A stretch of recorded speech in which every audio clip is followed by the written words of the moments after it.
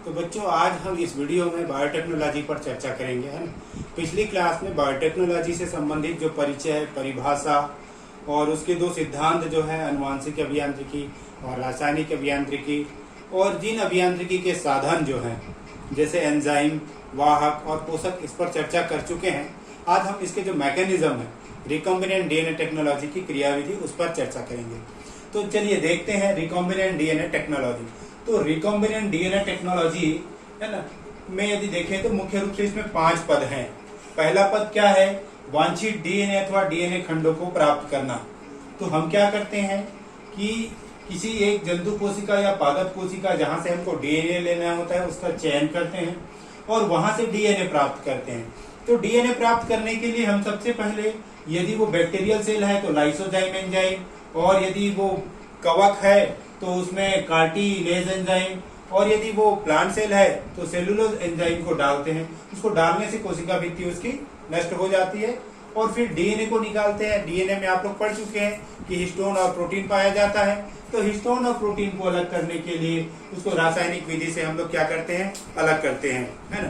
तो डीएनए के histone protein को अलग करने के लिए प्रोटीएज और राइबोन्यूक्लिक एंजाइम को उपचारित करते हैं और उसके पश्चात इसको ठंडे एथिल अल्कोहल से अवक्षेपित करते हैं, जिससे पतले धागे नुमा रचना डीएनए हमको प्राप्त हो जाता है। ये पहला पद हो गया। दूसरा, इसमें क्या करते हैं? अब इन डीएनए खंडों को काटने के लिए इसमें रिस्ट्रिक्शन एंडोन्यूक्लियस एंजाइम डालते हैं। तो रिस्ट्रिक्शन एंडोन्यूक्लियस एंजाइम जो है डीएनए को निश्चित जगह पर काट देता है। जैसे आप ये देख रहे हैं, ये क्या है? कैंची है। तो वैसे ही इस एंजाइम को आणविक कैंची कहा जाता है, क्योंकि ये डीएनए खंडों को छोटे छोटे वांछित खंडों में काट देता है। और उसके पश्चात इसको इलेक्ट्रोफोरेसिस किया जाता है। तब देखते हैं कि जो ऋणात्मक डीएनए के अणु होते हैं वो धनावेशित एनोड की ओर गति करने लग जाते हैं और इस प्रकार रिस्ट्रिक्शन एंडोन्यूक्लियस एंजाइम की सहायता से छोटे खंड प्राप्त होते हैं। यहाँ पर एक विधि और प्रयोग की जाती है इसके नियंत्रण के लिए, वो है एगरोल जेल के द्वारा, है ना। तो इसमें क्या करते हैं? एगरोल जेल में इसमें डाल देते हैं और फिर इसकी खंडों को देखने के लिए हम जो है इथिलीन ब्रोमाइड, है ना, से अभिरंजित करते हैं और पराबैंगनी किरणें डालते हैं। तो जो ये डीएनए के छोटे खंड हैं पिंक रूप में हमको दिखाई देते हैं। तो पहला पद में डीएनए खंड प्राप्त हो गया। अब दूसरा पद है, हमको एक उपयोगी वाहक चाहिए, वेक्टर, जो कि हमने पिछली क्लास में पढ़ लिया है वाहक। तो वाहक हमने यहाँ पर लिया है बैक्टीरियल सेल। इस बैक्टीरियल सेल में देख रहे हैं ये प्लाज्मिड सेल है और ये इसके गुणसूत्र है। तो यहाँ से हम प्लाज्मिड को प्राप्त करते हैं और इस प्लाज्मिड में भी, है ना, हमने इसकी क्या क्या विशेषताएं होनी है प्लाज्मिड की पिछली क्लास में पढ़ लिया है।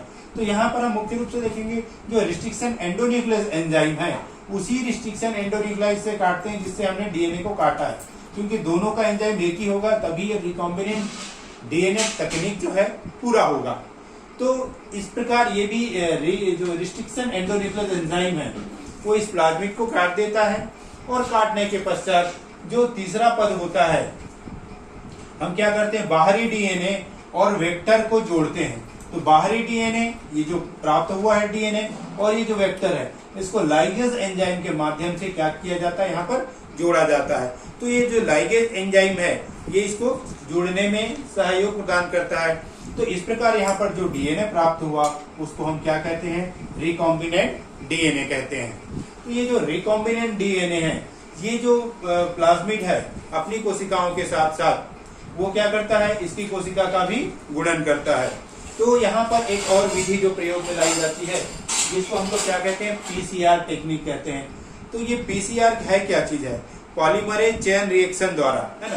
तो पॉलीमरेज चेन रिएक्शन के द्वारा हम देखते हैं ये डीएनए के छोटे से खंड कुछ ही घंटों में इसकी लगभग करोड़ों प्रति तैयार हो सकती है। तो ये जो पॉलीमरेज चेन रिएक्शन के द्वारा, जैसे कि हमने उसमें पढ़ा है डीएनए रेप्लिकेशन में क्या होता है? पॉलीमरेज चेन तैयार होता है। तो जो पॉलीमरेज श्रृंखला, जो डीएनए की जो रेप्लिकेशन में श्रृंखला तैयार होती है, तो वैसे यहाँ पर उसकी प्रति तैयार होती है। अगला पद जो है इस रिकॉम्बिनेंट डीएनए को किसी होस्ट सेल में ट्रांसफर करना होता है। तो इसके लिए अलग अलग विधियां प्रयोग में भी लाई जा सकती हैं। जैसे कुछ में रूपांतरण की विधि है, किसी में ट्रांसडक्शन की विधि है और किसी में बिना वाहक के भी। तो इस होस्ट सेल में भी ये विशेषता होनी चाहिए कि ये जो रिकॉम्बिनेंट डीएनए है उसको स्वीकृत करे और अपनी कोशिका में कोशिकाओं के साथ साथ उसके जो डीएनए है उसका भी मल्टीप्लिकेशन करे या रेप्लिकेशन करे। तो इस प्रकार देखते हैं कि उपयुक्त विधि से इस रिकॉम्बिनेंट डीएनए को किसी होस्ट सेल में हमने ट्रांसफर कर दिया। यहाँ पर रिकॉम्बिनेंट डीएनए को हम यहाँ पर क्या लिए हैं, इसेरिचिया कोलाई लिए हैं। इस इसेरिचिया कोलाई में देखेंगे तो इपिसिलिन प्रतिरोधी जीन युक्त डीएनए खंडों के साथ ट्रांसफर किया जाता है और यही रूपांतरित कोशिका वृद्धि करती है। यदि रूपांतरित नहीं होगी तो कोशिका की मृत्यु हो जाएगी। तो ये जो रूपांतरित कोशिका है ये वृद्धि करती है और इस प्रकार जब उसमें कोशिकाओं में गुणन होता है तो वो जो फॉरेन डीएनए और प्लाज्मिक डीएनए का भी मल्टीप्लिकेशन करते जाता है। तो इस विधि के द्वारा हम देखते हैं कि उपस्थित जो जीन है उपयुक्त परिस्थितियों में उत्पाद की मात्रा बढ़ाने लगती है। तो यहाँ पर एक बॉटल नुमा रचना आप देख रहे हैं, इसमें जो है इसके डीएनए के जो खंडों से बहुत अधिक मात्रा में डीएनए प्राप्त हो गए। हमारे बुक में एक इंसुलिन का उदाहरण दिया हुआ है, यदि आपको याद होगा तो इंसुलिन की जो प्राप्ति है हम लोग इसी विधि के द्वारा कर सकते हैं, है ना। तो मानव इंसुलिन की जो प्राप्ति ये देखिए बुक में, ये जो है रिकॉम्बिनेंट डीएनए टेक्निक के द्वारा जैसे हमने यहाँ पर बतलाया, तो इसी विधि के द्वारा इंसुलिन बहुत अधिक मात्रा में प्राप्त किया जाता है।